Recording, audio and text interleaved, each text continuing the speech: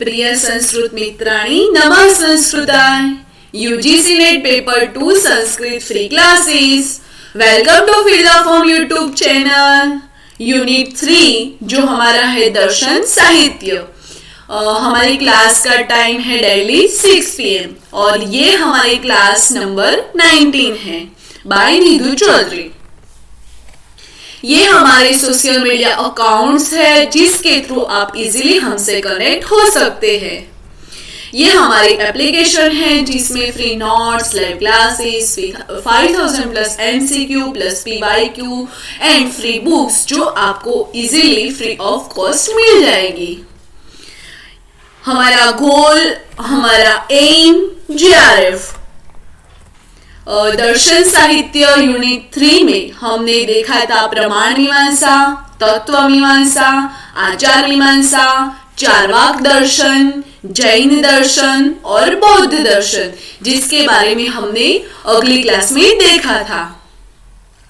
आज की क्लास में हम न्याय दर्शन, सांख्य दर्शन और योग दर्शन के बारे में देखने वाले हैं और उसके बाद हम वैशेषिक दर्शन और मीमांसा दर्शन के बारे में देखेंगे। न्याय दर्शन। गौतम न्याय दर्शन का प्रणेता थे। गौतम को गौतम और अक्षपाद भी कहते हैं, इसीलिए न्याय का दूसरा नाम अक्षपाद दर्शन भी है। फ्रेंड्स, ये भी पूछा जाता है कि अक्षपाद दर्शन किसे कहते हैं, तो हमें याद रखना है कि न्याय दर्शन को अक्षपाद दर्शन भी कहते हैं। न्याय को तर्क शास्त्र, प्रमाण शास्त्र, वाद विद्या और आन्वीक्षिकी भी कहा जाता है। ये न्याय के नाम है। न्याय प्रधानतया तर्क का विचार करता है, साथ ही वह भौतिक जगत के रूप, जीवात्मा और परमात्मा के स्वरूप का भी दार्शनिक विवेचन करता है। न्याय मोक्ष को, जो कि परम साध्य है, अपना लक्ष्य घोषित करता है। गौतम ने न्याय सूत्र की रचना की। वात्स्यायन 1400 ईसा में के उनके ऊपर न्याय भाष्य नामक प्रसिद्ध भाष्य लिखा। उद्योतकर ने 600 ईसा ने न्याय भाष्य के ऊपर न्याय वार्तिक लिखा। वाचस्पति जो है उन्होंने 900 ईस्वी में इस पर न्याय वार्तिक तात्पर्य टीका लिखी। उदयन ने 1000 ईस्वी ने वाचस्पति की टीका पर तात्पर्य परिशुद्धि नामक टीका लिखी। जयंत ने 1000 ईस्वी में न्याय सूत्र पर न्याय मंजरी नामक एक स्वतंत्र टीका लिखी। ये प्राचीन न्याय दर्शन के ग्रंथ है। तो फ्रेंड्स, ये भी पूछा जाता है कि न्याय मंजरी किस दर्शन के आधार पे है, तो न्याय दर्शन के आधार पे है। वाचस्पति जी ने वो न्याय वार्तिक टीका लिखी, वो किस दर्शन में आती है, तो ये हमें ध्यान रखना है।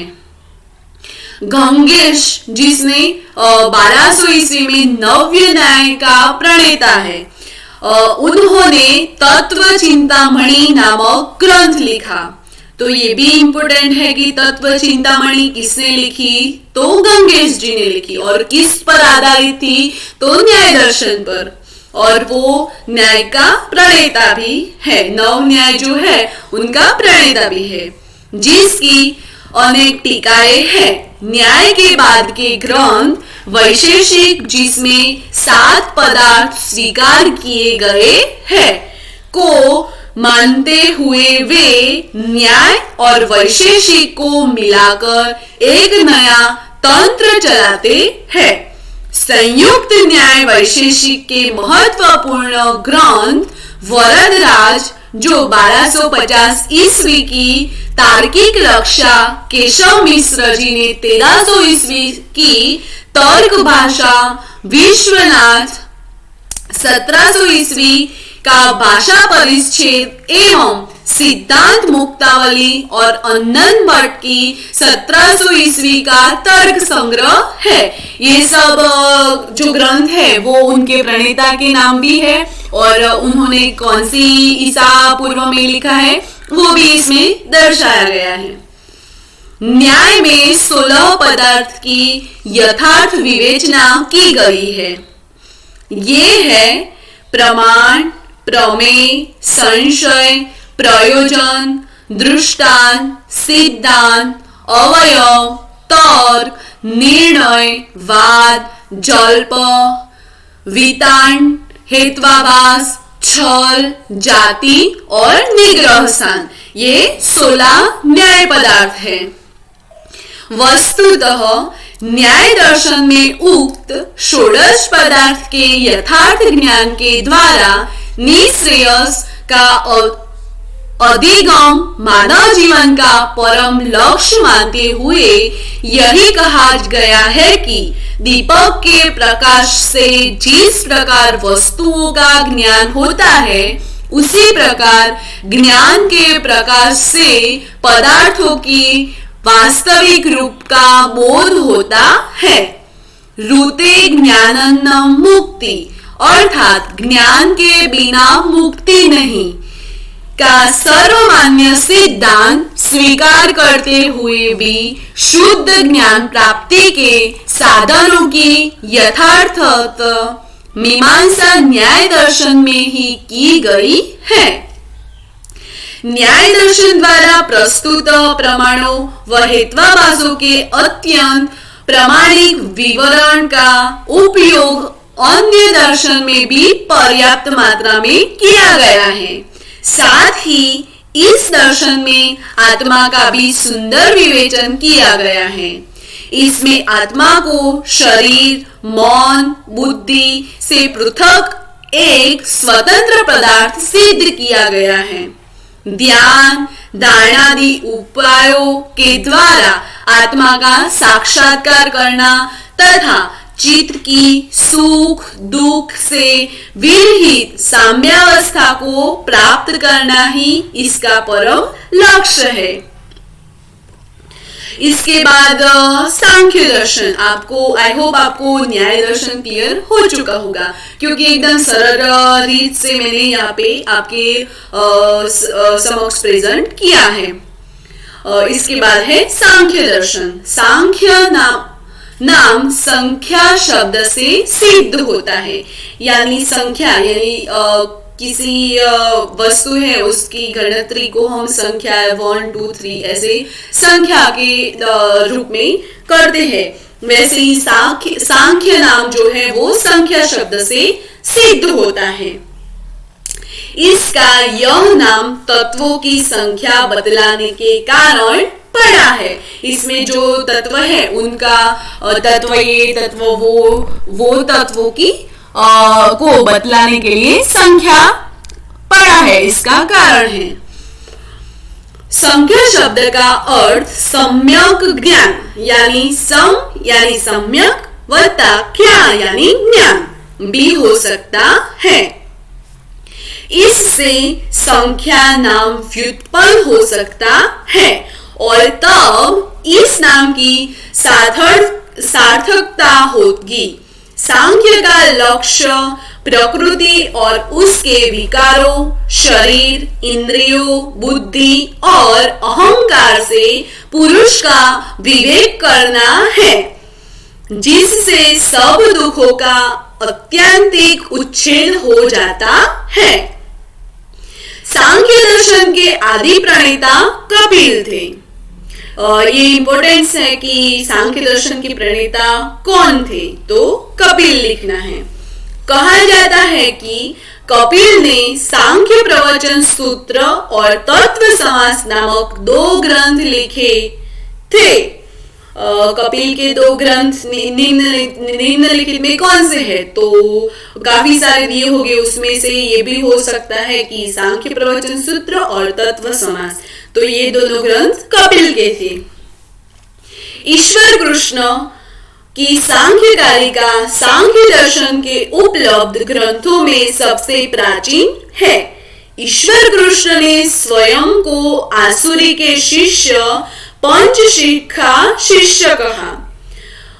आसुरी सांख्य दर्शन के आदि प्रणेता कपिल का शिष्य था। आसुरी और पंचशीख ने षष्ठी तंत्र की रचना कर सांख्य तंत्र को व्यापक बनाया। गौड़पाद ने सांख्य कारिका पर एक भाष्य लिखा। वाचस्पति मिश्र ने सांख्य कारिका पर प्रसिद्ध सांख्य तत्व कौमुदी नामक टीका लिखी, जो कि सांख्य दर्शन का सबसे प्रामाणिक ग्रंथ माना जाता है। आचार्य माठा की माठर वृत्ति और गौड़पाद की युक्ति दीपिका में सांख्य कारिका की व्याख्या है। नारायण तीर्थ ने गौड़पाद के भाष्य पर सांख्य चंद्रिका नामक टीका लिखी। सांख्य प्रवचन सूत्र शायद 14वीं शताब्दी में लिखा गया था। सर्वदर्शन संग्रह के रचिता माधव ने इस सूत्र ग्रंथ का कोई उल्लेख नहीं किया और सर्वदर्शन संग्रह का सांख्य दर्शन नामक अध्याय सांख्य कारिका के आधार पर लिखा। अनिरुद्ध ने सांख्य प्रवचन सूत्र पर सांख्य सूत्र वृत्ति नामक टीका लिखी। विज्ञान भिक्षु ने उस पर सांख्य प्रवचन भाष्य लिखा, जिसमें ईश्वरवाद का समर्थन किया गया है। विज्ञान भिक्षु का भाष्य इतना सांख्य दर्शन प्रकृति और पुरुष का पारमार्थिक भेद मानता है। सांख्य की धारणा यह है कि जड़, द्रव्य, प्राण और मनस सबका मूल प्रकृति से, जो कि नित्य और विभु है, इसका क्रमिक विकास होता है और इनका प्रयोजन अनंत पुरुषों को भोग और मोक्ष करना है। प्रकृति और पुरुष का द्वैत सांख्य दर्शन का मुख्य सिद्धांत है। सांख्य का द्वैतवाद, वैशेषिक के अनेक तत्ववाद और वेदांत के अद्वैतवाद का प्रतिपक्षी है।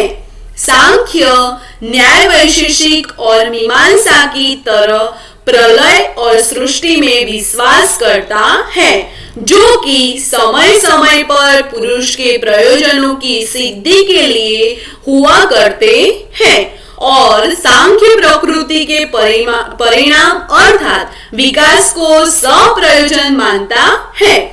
यद्यपि प्रकृति अचेतन होने से अपने प्रयोजन को नहीं जानती। सांख्य बाह्यर्थवाद और द्वैतवादी है। महाभारत का सांख्य ईश्वरवादी है, लेकिन सांख्य दर्शन निरीश्वरवादी है। प्रमाणित नहीं है जितना कि वाचस्पति मिश्र की सांख्य तत्व कौमुदी है। फिर भी विज्ञान भिक्षु और वाचस्पति मिश्र सांख्य दर्शन के दो बड़े आचार्य माने जाते हैं। विज्ञान भिक्षु ने सांख्य सार नामक एक स्वतंत्र ग्रंथ भी लिखा है। विज्ञान भिक्षु ने सांख्य सार नामक एक स्वतंत्र ग्रंथ लिखा है। वेदांती महादेव सांख्य प्रवचन सूत्र पर सांख्य सूत्र वृत्ति सार नाम से एक टीका लिखी है। तत्व समास में तत्वों का वर्णन है। माधव ने सर्वदर्शन संग्रह में इसका कोई उल्लेख नहीं किया है। इससे ज्ञात होता है कि इसकी रचना बाद में हुई। यह सांख्य दर्शन की प्रकरण सूची है। षष्ठी तंत्र सांख्यों का ग्रंथ है, निरीश्वरवादी सांख्य का नहीं है। सांख्य के अनुसार प्रकृति, सत्व, रज तथा तम नामक तीन गुणों की सम्यावस्था है। इन गुणों में वैषम्य होने पर भिन्न भिन्न पदार्थों का उद्भव होता है। साथ ही प्रकृति से महान से अहंकार और अहंकार से 5 तन्मात्राएं उत्पन्न होती है, जिसमें 5 ज्ञानेंद्रियों, 5 महाभूत और 1 मन उत्पन्न होकर प्रकृति या उससे निर्मित पदार्थ की संख्या 24 हो जाती है। इसके साथ पुरुष को मिलाने पर उनकी संख्या 25 हो जाती है। इस प्रकार तत्व की संख्या निर्धारित करने के कारण ही यह दर्शन सांख्य कहलाता है। सांख्य दर्शन सत्कार्यवादी है। सांख्य के सत्कार्यवाद के अनुसार कार्य अपने सार रूप में कारण में पहले से ही विद्यमान रहता है और कार्य व कारण में केवल आकार का ही भेद है। अन्यथा तात्विक दृष्टि से प्रकृति का विवेक न होने से ही संसार का अस्तित्व है, पर दोनों के विवेक की अवस्था में मोक्ष निश्चित है। सांख्य मतानुयायियों ने सत्कार्यवाद के समर्थन में अनेक युक्तियां भी दी है और सांख्य कारिका में तो स्पष्ट कहा गया है, असद कारणादुपादान ग्रहणात सर्वसम्मभावात सक्तस्य सक्त कारणात कारण भावस्य समुदय। योग दर्शन। योग शब्द के 2 अर्थ मिलते हैं, मिलन एवं समाधि। एक और तो भगवान को प्राप्त करना या उनसे मिलना योग है, और दूसरी ओर सम्यक प्रकार से भगवान से मिल जाना ही समाधि है। वस्तुतः कामना, वासना, आसक्ति एवं संस्कारों का त्याग करने पर ही भगवान से मिलन संभव है। अतः जीव और ब्रह्म के बीच के स्वजातीय, विजातीय एवं स्वगत भेद को दूर कर उसमें मिल जाना ही योग है। योग के 2 प्रकार है। प्रथम में साधक अपनी सत्ता समाप्त करके ईश्वर या ब्रह्म में उसी प्रकार विलीन हो जाता है जैसे सागर की तरंगे अपनी सत्ता समाप्त कर उसी सागर में लीन हो जाती है। द्वितीय में साधक अपनी कुछ स्वतंत्र सत्ता भी रखता है, पूर्ण रूप से वह ईश्वर में लय नहीं हो जाता। यहाँ यह भी स्मरणीय है कि योग दर्शन में योग शब्द का कुछ और ही अर्थ ग्रहण किया जाता है। योगश्चित्त वृत्ति, निरोध के अनुसार चित्त वृत्तियों का निरोध करना ही योग है। योग दर्शन का परम ईश्वर का सानिध्य प्राप्त करना है। उसमें ईश्वर प्राप्ति के लिए मंत्र योग, हठ योग, लय योग एवं राजयोग नामक 4 साधनाएं तथा यम, नियम, आसन, प्राणायाम, प्रत्याहार, ध्यान, धारणा एवं समाधि नामक 8 मार्गों का विवेचन किया गया है। इनमें से प्रथम 5 बहिरंग और अंतिम 3 अंतरंग कहे गए हैं। और ये भी यहाँ से भी एक क्वेश्चन बन सकता है कि जो योग दर्शन में जो 8 अवस्थाएं बताई है उनमें से बहिरंग अवस्था कौन सी है और अंतरंग अवस्था कौन सी है। तो हमें ध्यान रखना है कि यम, नियम, आसन, प्राणायाम और प्रत्याहार ये बहिरंग है और ध्यान, धारणा एवं समाधि वो अंतरंग है। उसमें कोई संदेह नहीं है कि योग दर्शन प्राचीन है और जैनियों व बौद्धों ने भी उसका महत्व स्वीकार किया है। नागपंथ व सिद्ध मंत्र में भी योग को पूर्ण सम्मान प्राप्त है, पर उन्होंने योग के विविध प्रकारों में से अपने अनुकूल प्रकार का ही समर्थन किया। योग दर्शन के प्रवर्तक पतंजलि कहे जाते हैं। तो योग सूत्र हमें किसने दिया? तो पतंजलि जी ने। योग ने सांख्य के तत्व ज्ञान को लेकर उसमें ईश्वरवाद को जोड़ दिया है, इसलिए योग सेश्वर सांख्य और सांख्य निरीश्वर सांख्य कहलाता है। तो योग को शेश्वर सांख्य और सांख्य को निरीश्वर, यानी उसमें ईश्वर का वास नहीं, वैसा सांख्य। योग दर्शन प्रकृति और उसकी विकृतियों को, अनंत पुरुष को तथा ईश्वर को मानता है।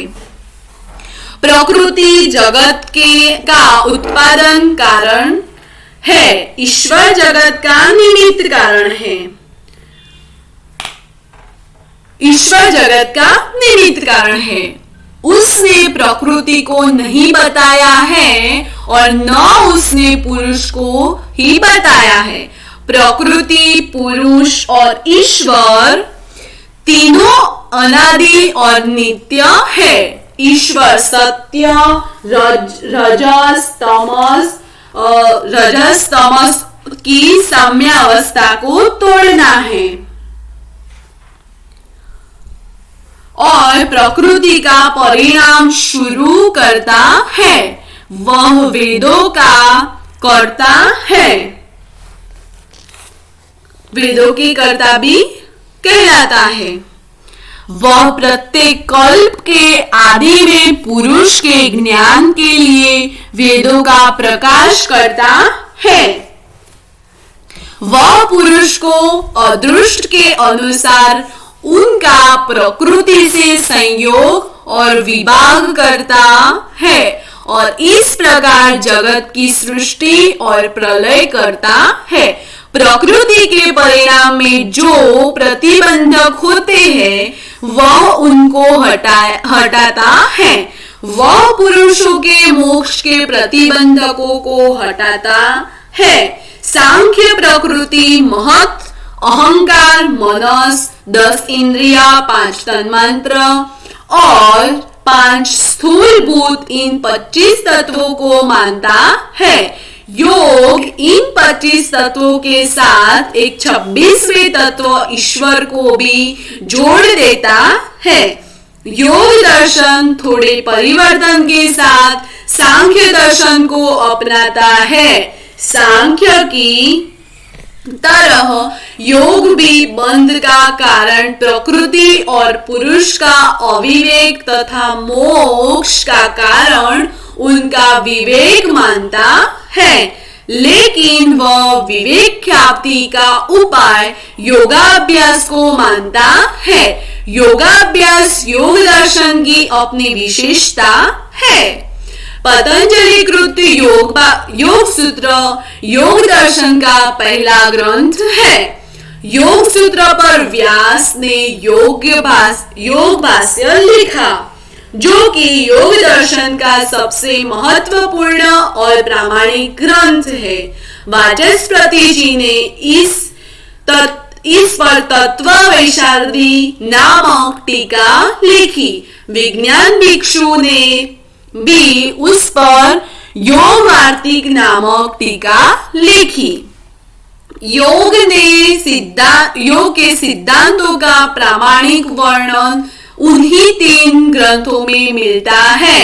भोजदेव ने योग सूत्र पर राजमार्तंड नामक टीका लिखी, जो भोजवृत्ति नाम से अधिक प्रसिद्ध है। नागेश ने योग सूत्र पर छाया व्याख्या नामक टीका लिखी।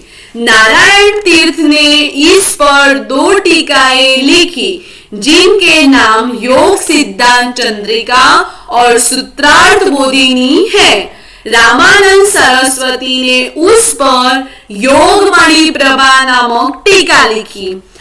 स्टूडेंट्स यहाँ पे वो टीका ग्रंथ और जो योग सूत्र ग्रंथ है, ये सब के प्रणेता के बारे में, उनकी सदी ईस्वी के बारे में भी पूछा जाता है काफी बार, तो आप इस पर ज्यादा जोर से ध्यान लगाए रखना। और यहाँ तक हमारा न्याय दर्शन कंप्लीट हुआ। उसके बाद आज हमने न्याय दर्शन, सांख्य दर्शन और योग दर्शन के बारे में क्लियर किया। उसके बाद हम वैशेषिक दर्शन और मीमांसा दर्शन और उत्तर मीमांसा या वेदांत दर्शन के बारे में देखने वाले हैं। आज के लिए इतना ही, और आप हमसे जुड़े रहे, हमसे काफी सारे अपडेट्स लेते रहे और हमारे सारे साइट से आप जुड़े रहे, तो आपको हमारा जो भी अपडेट्स है, कुछ नया करने वाला और कुछ भी हमारी जो सूचनाएं हैं वो सब आप सब आसानी से पहुंच जाए। Thank you. आज के लिए इतना ही। हमारा क्लास कैसा लगा आपको कमेंट बॉक्स में अपना कमेंट करके नेक्स्ट क्लास में आपका सॉल्यूशन पाए। ये हमारे सोशल मीडिया साइट्स है जिसके थ्रू आप इजीली हमसे कनेक्ट हो सकते हैं, आपके सारे डाउट्स क्लियर कर सकते हैं। और फ्रेंड्स, लाइव क्लास में कमेंट आप अपने प्रेजेंटेशन के लिए ही करें कि हम इतने प्रेजेंट हैं, और बाकी जो आपके डाउट्स है वो आपकी क्वेरीज जो कोई भी है वो आप कमेंट बॉक्स में ही करें, ताकि हम उसको आपके आंसर दे सके, आपके सारे डाउट क्लियर कर सके। Thank you for watching this video. Have a nice day. Take care. Bye students.